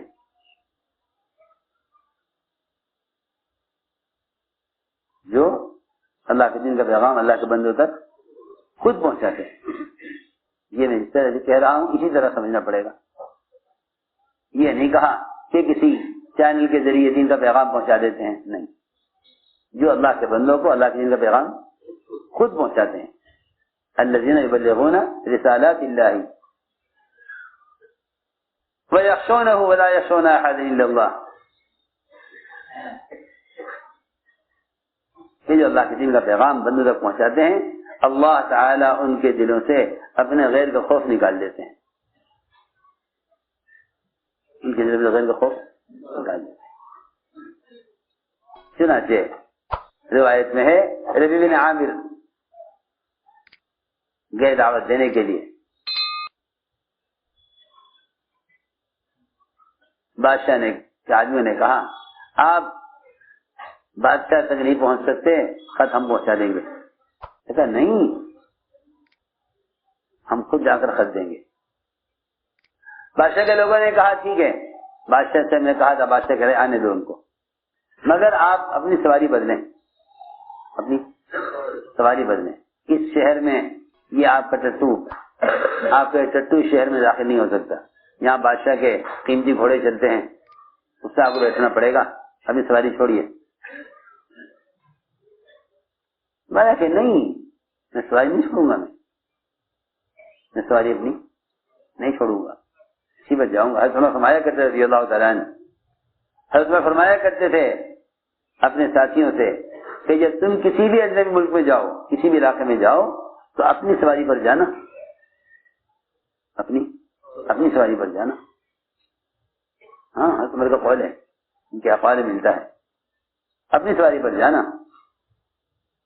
اپنی سواری پر جانا, ان کی سواری سے متاثر مت ہونا. مولانا صاحب یہاں تک فرماتے تھے کہ اگر گدھے پر بیٹھنے میں کار کے مقابلے میں فخر زیادہ نہیں کرتا, اگر گدھے پر بیٹھنے میں کار کے مقابلے میں فخر زیادہ نہیں کرتا تو دل میں ایمان نہیں ہے, تو دل میں ایمان نہیں ہے. کیونکہ کار مصنون سواری نہیں, گدھا مصنون سواری ہے. اس زمانے میں آپ دیکھیں گے گدھے پر بیٹھنے میں ذلت اور کار پر بیٹھنے میں عزت. آج کا خیال یہ ہے یہ یقین دکار ہو, آدمی سمجھتا ہے میں اتنا ہی زیادہ عزت والا ہوں, حالانکہ آپ دیکھتے ہیں کہ قیمتی کاروں میں کتے بھی ہوتے ہیں. قیمتی کاروں میں, جی ہاں, جتنی قیمتی کار ہوگی پیچھے اتنا ہی قیمتی کتا بھی ہوگا. تو اگر کاریں بیٹھنے میں عزت ہے تو پھر تو کیا انسان کی عزت رہ گئی ہے, تو کتے کی عزت کے برابر انسان کی عزت ہے. ایسے ہی ہے نا, کیوں بھائی تم دیکھو گے کاروں میں کتے سفر کرتے ہیں, نہیں ہاں کاروں میں کتے سفر کرتے ہیں.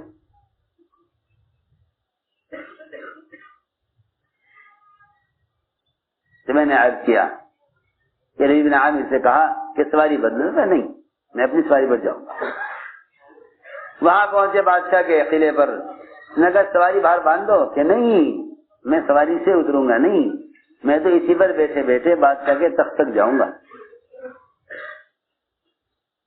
بادشاہ نے کہا یہ تو یہ کہہ رہا ہے کہ آنے دو, ہر بات کو قبول کرے, کیوں؟ یہ نظام سارا غیبی ہے, اللہ کا بھیجا ہوا ہے نا, اللہ کا بھیجا ہوا ہے نا. اور وہاں سے بادشاہ نے کہا آنے دو. داخل ہو گئے بادشاہ کے محل میں. سامنے اس کا تخت, اس کے تخت سے لے کر اس کے تخت کے سامنے کا سارا حصہ, اس پر بہترین عمدہ اور قالین بچھے ہوئے، اور قالین بھی ایسا کہ ایسا گدے والا قالین کے پیر دھسے، اور وہ اپنے ٹٹو سے اتر کے نہ دیں کہ نہیں بادشاہ تک جاؤں گا اسے بیٹھ کر۔ اور روایت میں ہے کہ جب ٹٹو کے پیر دھسنے لگے، قالین میں چل نہ سکا وہ، تو اسے اترے نہیں بلکہ اپنا نیزہ لیا اور سارا قالین پھاڑتے چلے گئے، سارا قالین پھاڑتے چلے گئے نیزے سے، سارا قالین پھاڑتے گئے نیزے سے، تاکہ زمین صاف کریں، اس طرف ٹٹو کو چلانے۔ سامنے بادشاہ تخت پہ بیٹھا دیکھ رہا، مجال نہیں کسی کی پورے دربار میں کہ بادشاہ کا قیمتی قالین پھٹ رہا ہے، کوئی آگے ہاتھ پکڑ لے، کوئی آگر ہاتھ پکڑ لے، کسی کو مجال نہیں۔ سارا قالین پھاڑتے پھاڑتے پھاڑتے بادشاہ کے تخت تک پہنچ گئے، وہاں ٹٹو سے اترے تو وہ بھاگنے لگے ادھر ادھر، کیا کریں اسے باندھنے کے لیے۔ اب بادشاہ کے محل میں کہاں کھوٹا ہوگا کوئی، کیوں بھائی کوئی کیل کھوٹا وہاں تو ہے نہیں جس میں ٹٹو کو باندھے۔ روایت میں ہے کہ سونے کے تاروں سے بنے ہوئے گاؤں تکیے رکھے ہوئے تھے بڑے بڑے خوبصورتی کے لیے، اپنے نیزے سے گاؤں تکیے میں سوراخ کیا، نیزے سے گاؤں تکیے میں سوراخ کیا اور اس میں رسی پروئی اپنے ٹٹو کی، اسے وہاں باندھا۔ بادشاہ دیکھ رہا، یہ بات تھی۔ اس کا مطلب یہ تھا کہ حضور اکرم صلی اللہ علیہ وسلم نے اپنے صحابہ کو اس کا عادی بنایا تھا کہ جب تم باہر کے ملکوں میں جاؤ تو وہاں کی چیزوں سے متاثر مت ہونا، کیونکہ جتنا تاثر تمہارے دل میں باطل کے سامان کا ہوگا، اتنا ہی بے وقتی اس باطل کے دل میں تمہارے دین و دعوت کی ہوگی۔ جتنا تمہارے دل میں غیروں کے ساز و سامان کی محبت ہوگی، اتنی غیروں کے دل میں تمہارے دین کی نفرت ہوگی۔ اور بیچارہ مسلمان اس دھوکے میں ہے کہ میں جب تک غیروں کی طرح نہ بن کر رہوں مجھے قبول ہی نہیں کریں گے۔ جی ہاں، یہ زمانے کے مسلمانوں کا خیال ہے، یہ زمانے کے مسلمانوں کا خیال ہے کہ ہم لباس میں، شکل میں، زبان میں، جی ہاں، اردو بولتے ہوئے شرم آوے، انگریزی بولنے میں فخر محسوس کریں کہ تاکہ غیر ہمیں اپنے جیسا سمجھے۔ ارے جب تمہیں وہ اپنے جیسا سمجھ لیں گے تو تمہیں انہیں کیا فرق رہ جائے گا۔ یہ زمانے کے مسلمانوں کی الٹی سوچ ہے کہ غیروں کو مغلوب کرنے کے لیے غیروں کی طرح بنو۔ عمر رضی اللہ عنہ سے کہا عبد الرحمن بن عوف رضی اللہ عنہ نے کہ اے مومنین، آپ کے کرتے میں 18 پیوند ہیں، 18 پیوند میں دیکھ رہا ہوں۔ اس وقت آپ ملک شام میں آئے ہیں، یہاں کے جنرل بڑے بڑے لوگ وہ آپ کے استقبال میں آئے ہوئے ہیں، اس وقت آپ کو اپنا کرتا بدل دینا چاہیے، ذرا اچھی حیثیت میں داخل ہوں تاکہ لوگوں پر آپ کا رعب پڑے کہ اچھا اگر رعب کرتے پاجامے میں ہے تو پھر اس کا مطلب یہ ہے کہ محمد صلی اللہ علیہ وسلم کی سنتوں کو چھوڑ کر ہم غیروں کے طریقوں میں رعب تلاش کریں۔ حالانکہ حضور اکرم کی مدد رعب سے کی گئی، وہ رعب اللہ نے قیامت تک کے لیے سنتوں میں رکھ دیا۔ لیکن عبد الرحمن عوف نے کہا کہ اے مومنین کرتا بدل دیجیے۔ فرمانے لگے اے عبد الرحمن، اگر تیرے علاوہ کوئی نیا آدمی کہتا کرتا بدل لو تو میں کہتا بیچارہ اسلام میں نیا ہے، غیروں کے طریقوں سے متاثر ہے، اس لیے کرتا بدلنے کے لیے کہہ رہا ہے، لیکن تیرے جیسا آدمی کہیں کرتا بدل لوں، پرانا ہوتے ہوئے تو یہ رہا ہے، تمہیں مشورہ دے رہے کیا ہماری درخواست ہے آپ کرتا بدل دیجیے۔ فرمایا لاؤ کرتا نیا کون سا ہے، بھیجیے کرتا بھیجیے۔ ابھی وہ کرتا حضرت عمر کے گلے تک ہی پہنچا تھا، فوراً واپس کر دیا۔ فرمایا نہیں نہیں نہیں نہیں، اس کرتے کو پہنتے ہی میرے دل کی کیفیت بدلنی شروع ہو گئی، میرے دل کی کیفیت، میرا وہی کرتا دے دو پیون والا۔ تو میں نے عرض کیا کہ بات اصل یہ ہے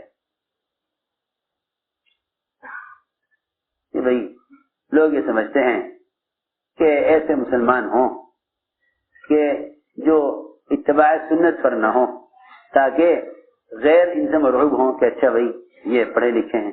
عجیب بات ہے، اس زمانے میں جو آدمی سنت کا پابند ہو اسے تو کہتے ہیں بھائی یہ تو سیدھے سادے لوگ ہیں، اللہ والے، جی ہاں، اور جو آدمی سر سے لے کے پیر تک خلاف سنت ہو اسے کہتے ہیں ہاں یہ عقل، یہ پڑھے لکھے معلوم ہوتے ہیں. جہل کا نام علم، علم کا نام جہل، یہ ہے زمانے کی سوچ ہے. لیکن ربیع بن عامر رضی اللہ تعالیٰ عنہ وہ بالکل متاثر نہ ہوئے، بادشاہ تک پہنچ گئے، نیچے کھڑے ہوئے تھے تخت سے. بادشاہ نے اوپر سے کہا بتاؤ کیا بات ہے، کیا کہنا چاہتے ہو؟ میں کہا ایسے تھوڑے ہی کہ آپ تخت سے بیٹھے میں نیچے کھڑا، ایسے بات ہوتی ہے کہیں؟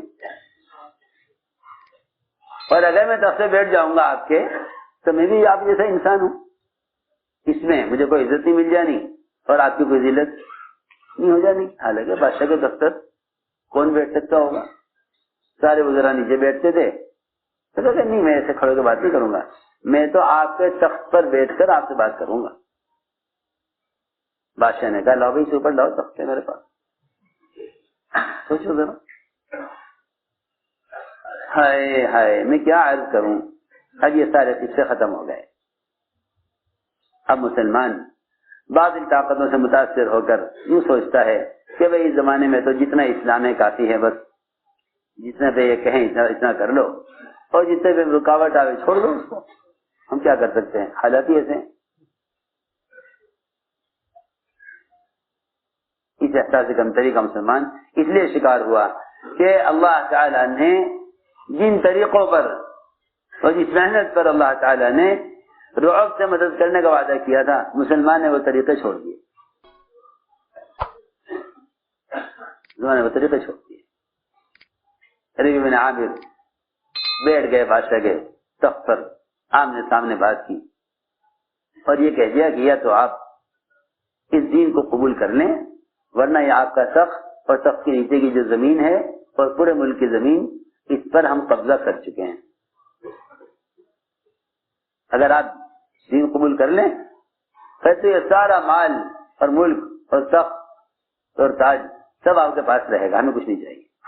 اور اگر آپ دین قبول نہیں کرتے ہیں تو یہ سارا ملک و مال اور یہ آپ کا تخت و تاج اور آپ کے نیچے کی زمین جس پر آپ بیٹھے ہیں اس پر ہم قبضہ کر چکے ہیں، اس پر ہم قبضہ کر چکے ہیں. بادشاہ نے کہا وزراء سے ارے دیکھو تو صحیح اس کی بات میں کتنی قوت ہے. اور یہ کہا بادشاہ نے وزیروں سے کہ یہ آدمی ہماری زمین پر قبضہ کر چکا ہے اور ہمارے نیچے سے زمین نکل چکی ہے. وزراء نے کہا بادشاہ سلامت آپ اس پاگل کی باتوں میں آ گئے. بادشاہ نے کہا وزیروں سے پاگل تم سب ہو، یہ پاگل نہیں ہے. ہاں ایسی تھوڑی. تو اللہ رب العزت دعوت پر ایسی مدد اور رعب سے مدد فرماتے ہیں کہ بادشاہ نے کہا وزیروں سے تم سب پاگل ہو، لیکن اس کی بات میں کتنی قوت ہے اور کتنا اثر ہے. اس کی بات میں کتنی قوت کتنا اثر ہے، دیکھتے نہیں یہ کیا کہہ رہا.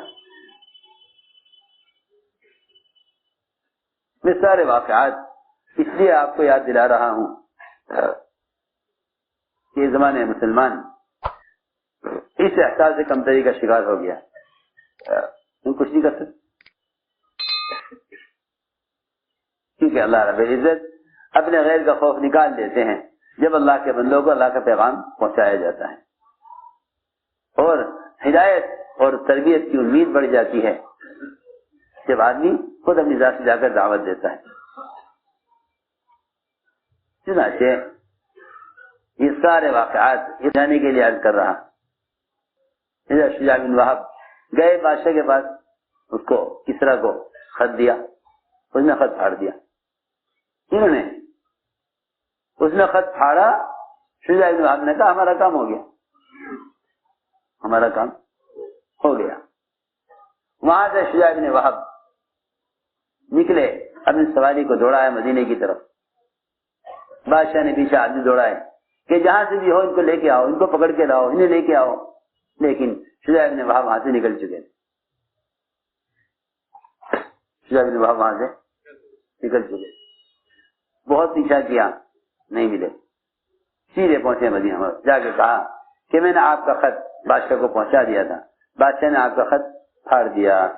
آپ نے فرمایا بڑے اطمینان سے کہ خط نہیں پھاڑا، اس نے اپنا ملک پھاڑ لیا. لو جی چھوٹی سی جماعت 3 آدمیوں کی وہ گئی اور سارا ملک پھٹ کے ختم ہو گیا. سارا ملک پھٹ کے ختم ہو گیا. وہاں اس کو غصہ آیا کسرا کو کہ اچھا میرا نام بعد میں لکھا اپنا نام پہلے لکھا اور مجھے ابھی کی دعوت ہے. بھائی کون لوگ ہیں یہ؟ کہ بھائی یہ یثرب کے رہنے والے ہیں, خط یثرب سے آیا ہے. او ہو کہ یہ یثرب والے تو بیچارے بڑے کمزور, بڑے فقیر, بڑے فاقہ زدہ, یہ تو بیچارے قابل رحم لوگ ہیں. ارے جاؤ ان سے کیا لڑائی کرنا, کیا ان کی تو مدد کرنی چاہیے, یہ تو بیچارے پریشان حال لوگ ہیں. ان کی کیا حیثیت ہے بیچاروں کی, بس خبر نہیں کیوں ہمیں دعوت دی ہے. یثرب کے لوگ تو بڑے کمزور, بڑے فقیر ہیں, ان کے پاس نہ کھانے کو ہے نہ پہننے کو ہے, ان سے کیا مقابلہ کرنا, ان پہ کیا فوجداری کرنا. لیکن کیونکہ ہمیں خط لکھا ہے, ہماری توہین کی ہے اور ہمیں دعوت دی ہے اسلام کی طرف, تو کسرا نے یمن کے گورنر بازان اس کا نام تھا, اسے حکم دیا, اسے حکم دیا کہ تم اس آدمی کو گرفتار کرواؤ, اور 2 فوجی کافی ہیں بھیجنے کے لیے, زیادہ لمبی چوڑی فوج ضرورت نہیں ہے, یہ سارے کمزور لوگ ہیں. 2 فوجی بھیجے. یمن کے گورنر بازان نے حضور اکرم صلی اللہ علیہ وسلم کو گرفتار کرنے کے لیے وہ پہنچے, آپ کو گرفتار کرنے کے لیے وہاں پہنچے. دونوں فوجی تو کانپنے لگے آپ کو دیکھ کر, یہ کیا بات ہے, کیوں گھبرا رہے ہو, کہاں سے آئے, کیسے آنا ہوا؟ کہ ہمیں تو یمن کے گورنر نے بھیجا ہے, اس کو بڑے بادشاہ نے, بڑے آقا نے حکم دیا ہے کسرا نے آپ کو گرفتار کرنے کے لیے. فرمایا گھبراؤ مت, یہاں آرام کرو, صبح ملنا. صحابہ کے حوالے کیا, لو بھائی ان کو آرام کراؤ, رات کو یہاں ٹھہراؤ, میں رات کو آرام کرو. چلا آپ کو گرفتار کرنے کے لیے فوجی آئے, یہ نہیں نے باندھ کے رکھے ہو اور انہیں قتل کر دو, نہیں, بیچارے آئے ہیں, تم ایسا اکرام کرو ان کا کہ سمجھے کہ ہم کیا چاہتے ہیں. اصل میں امت اعمال دعوت پر ایسی مجتمع تھی اور اعمال عبادت پر ایسی مجتمع تھی کہ اس ماحول میں جو آدمی جس ارادے سے آتا تھا اس کا وہ ارادہ ختم ہو جاتا تھا. ہمیں بن وہاب آپ کو قتل کرنے کے لیے آئے مکہ مکرمہ سے, تلوار تیز کرائی غلام سے, کہا مکہ والوں سے ابھی خوشخبری پہنچنے والی ہے تمہارے پاس کہ میں نے جا کے نعوذ باللہ محمد صلی اللہ علیہ وسلم کو قتل کر دیا. وہاں پہنچے, ہمیں بن وہاب اسلام میں داخل ہو گئے. ادھر یہ دونوں فوجی آپ کو گرفتار کرنے کے لیے پہنچے, دونوں کو آپ نے آرام کرایا, صبح ان کو بلایا, فجر کے بعد اس کو لے کے آؤ ہمارے پاس.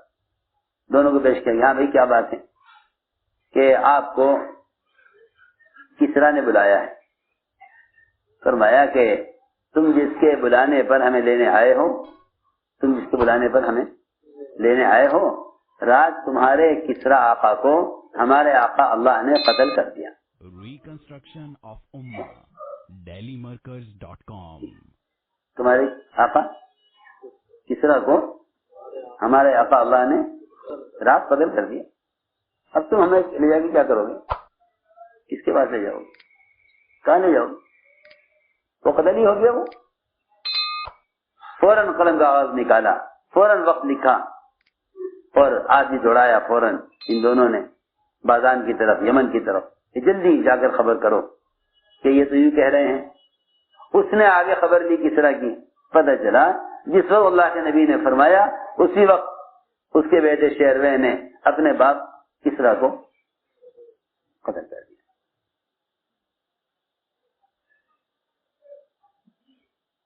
اللہ آپ نے یہ فرمایا تھا, اے اللہ انہیں پوری طرح پھاڑ کے ختم کر دے. وہ ایسا پھٹا ملک کہ پورے خاندان میں کوئی مرد باقی نہیں رہا تھا جس کو کسرا کی جگہ بادشاہ بنایا جاتا. کوئی مرد نہیں تھا خاندان میں. جتنے بیٹے تھے سارے بیٹوں کو ایک بیٹے نے قتل کیا خود بادشاہ بننے کے لیے. جب بادشاہ بننے کے لیے تخت پر بیٹھنے لگا، بادشاہ بننے کے لیے تخت پر بیٹھنے لگا تو الماری کھولی خزانوں کی، اس میں ایک شیشے رکھی ہوئی تھی، اس پر لکھا ہوا تھا قوت کی دوا، اس میں باپ نے زہر بھرا تھا بیٹے کو مارنے کے لیے، وہ دوا نکال کے کھائی شیروے نے، وہ بھی ختم ہو گیا۔ جی ہاں، وہ بھی ختم۔ پوری بادشاہت میں کوئی ایک مرد نہیں تھا جس کو کسرا کی جگہ بادشاہ بنایا جاتا، مجبور ہو کر کسرا کی بیٹی کو ملکہ بنایا۔ کسرا کی بیٹی کو میں تو اس لیے واقعہ سنایا کہ امت ان واقعات کو بھلا بیٹھی بالکل، وہ تو زمانے کی قصہ ہے، زمانے کی قصہ ہے۔ پچھلے جتنے بھی واقعات ہیں باطل یا مغلوب ہونے اور مسلمان غالب آنے کے، یہ قیامت تک آنے والے مسلمانوں کو کامیابی کے ضابطے بتانے کے لیے ہے، کامیابی کے ضابطے بتانے کے لیے ہے۔ یہ کوئی تاریخ، کوئی ہسٹری نہیں ہے یہ کہ آدمی ان کا ایک مرتبہ مطالعہ کر لے اور سمجھ لے کہ ہاں اس زمانے میں یہ ہوا تھا، نہیں، قیامت تک آنے والوں کو مدد کے ضابطے بتانے کے لیے یہ واقعات قیامت تک آنے والوں کو مدد کے ضابطے بتانے کے لیے، مدد کے ضابطے ہیں اللہ کی۔ اس لیے کہ حضور اکرم صلی اللہ علیہ وسلم کے دل کو جمانے کے لیے، حضور اکرم صلی اللہ علیہ وسلم کے دل کو جمانے کے لیے اللہ نے آپ پر نبیوں کا واقعات وحی کیے ہیں تاکہ آپ کے دل میں جماؤ پیدا ہو۔ حالانکہ آپ صلی اللہ علیہ وسلم کا یقین، آپ کا ایمان اللہ کے وعدوں پر آپ کا بھروسہ کس درجے کا ہوگا؟ اللہ اکبر۔ پھر بھی اللہ فرما رہے ہیں وَكُلًّا نَقُصُّ عَلَيْكَ مِنْ أَنْبَاءِ الرُّسُلِ مَا نُثَبِّتُ بِهِ فُؤَادَكَ، کہ نبی جی آپ کے دل کو جمانے کے لیے ہم آپ پر نبیوں کے واقعات وحی کر رہے ہیں، آپ پر نبیوں کے واقعات وحی کر رہے ہیں تاکہ آپ کے دل میں جماؤ پیدا کریں۔ تو پھر اسے اندازہ کرو اس زمانے کے ہم جیسے کمزور ایمان مسلمانوں کے لیے ان واقعات کا دہرانا کتنا ضروری ہوگا اپنے دل میں جماؤ پیدا کرنے کے لیے۔ جب نبی کے دل کو جمانے کے لیے اللہ آپ پر انبیاء کے واقعات وحی کر رہے ہیں تو پھر ہمارے لیے ان واقعات کا بیان کرنا کتنا ضروری ہوگا۔ تو میں نے عرض کیا کہ اللہ تعالیٰ کی غیبی نصرتیں دعوت کے ساتھ ہیں۔ اس لیے میرے دوستوں عزیزوں، دعوت سے استقامت پیدا ہوگی، دعوت سے استقامت پیدا ہوگی، دعوت سے استقامت پیدا ہوگی، اپنے دین پر استقامت دعوت سے ہوگی کہ اپنے دین کی دعوت پر آئیں، کیونکہ اللہ تعالیٰ نے، اللہ رب العزت نے یقین کی تبدیلی، اللہ نے یقین و ماحول کی تبدیلی دعوت میں رکھی ہے۔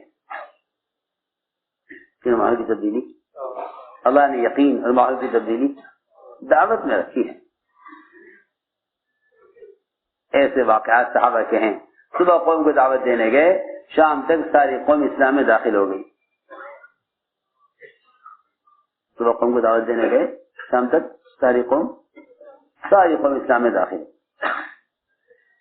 صبح قوم کو دعوت دینے گئے، شام تک ساری قوم اسلام میں داخل ہو گئی۔ دماغ اور سب سے اچھے آدمی رہے اپنے قوم کے لیے، اذانیں ہونے لگی، مسجدیں بننے لگی، کیونکہ اللہ نے یقین اور ماحول کی تبدیلی دعوت میں رکھی ہے۔ اس لیے میرے دوستوں عزیزوں، ساری بات کا خلاصہ یہ تھا کہ مسلمان اپنے دین کے اعتبار سے ہمیشہ فراخی میں، اور اپنے دین کے اعتبار سے مسلمان ہمیشہ خود مختار رہے گا جب تک یہ دعوت پر رہے گا۔ پر اگر اپنے دین کی دعوت کو چھوڑ دیا تو دو نقصان ہوں گے۔ ایک تو یہ امت کی ہدایت سے مایوس ہو جائے گا، اور دوسرے باطل کے غلبے کی وجہ سے خود اپنے دین سے مایوس ہو جائے گا، خود اپنے دین سے مایوس ہو جائے گا، امت کی ہدایت اور تربیت سے مایوس ہو جائے گا، خود اپنے دین کے بارے میں مایوس ہو جائے گا کہ ہم کیا کر سکتے ہیں۔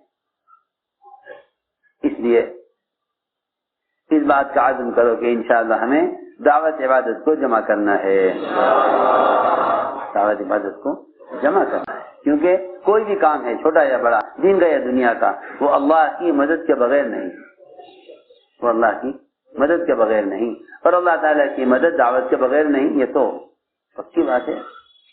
قرآن کی بے شمار آیتیں اور احادیث اس سے بھری ہوئی ہیں، اس سے بھری ہوئی ہیں کہ دعوت کے بغیر اللہ کی مدد نہیں ہے، دعوت کے بغیر اللہ کی مدد نہیں۔ یہ تو قرآن حدیث کی بے شمار آیتیں، بے شمار حدیثیں اس سے بھری ہوئی ہیں۔